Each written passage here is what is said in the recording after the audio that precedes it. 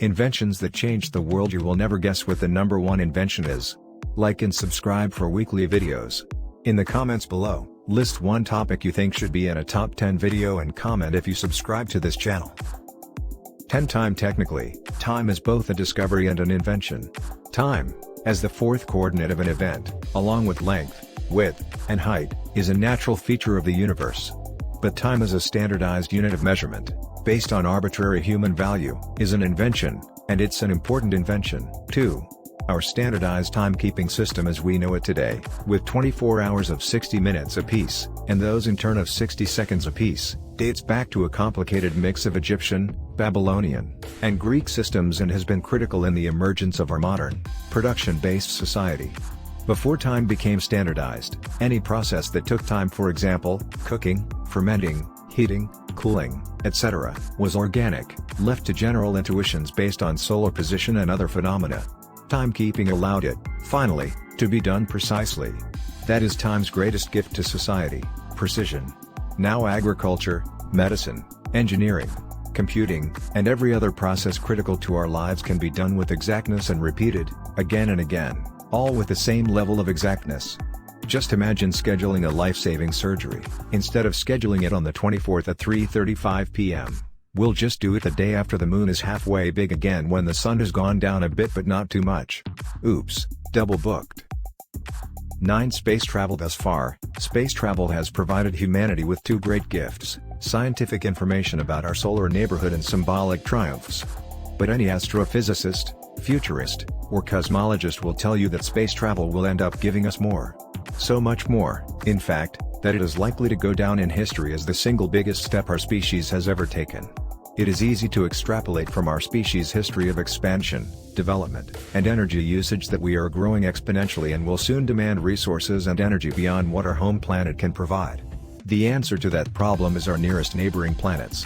Talk of colonizing Mars increases every year, and others have entered the conversation: Venus, Mercury, and our Moon being the other big three.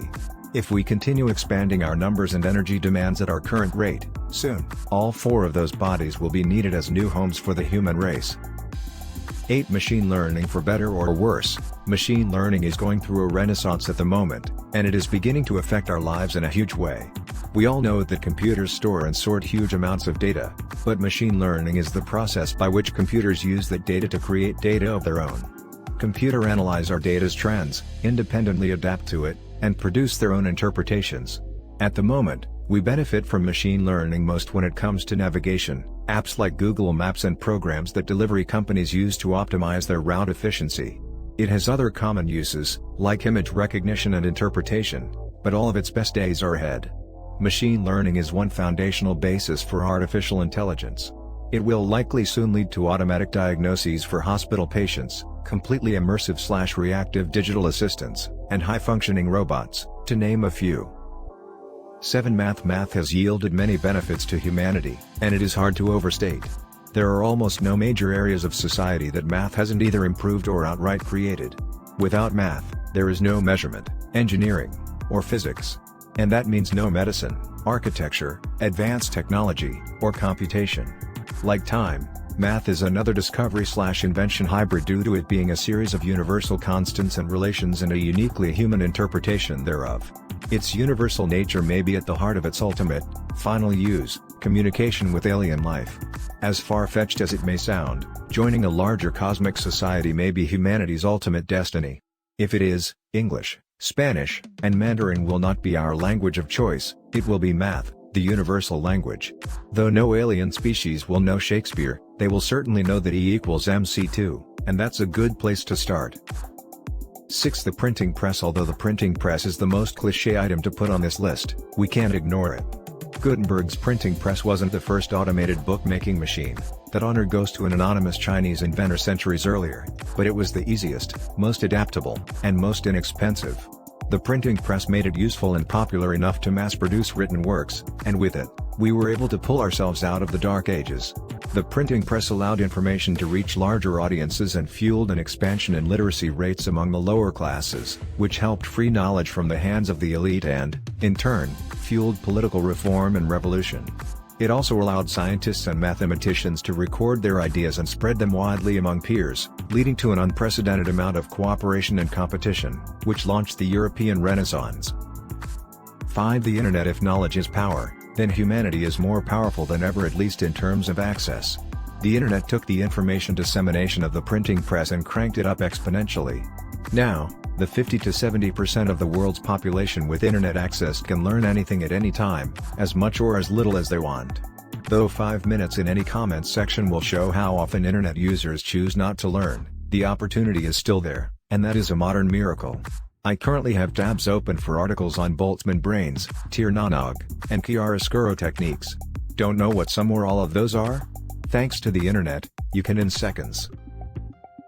For sanitation. About 200 years ago, the average life expectancy in the US was 35 to 40. Today it's 75 to 80.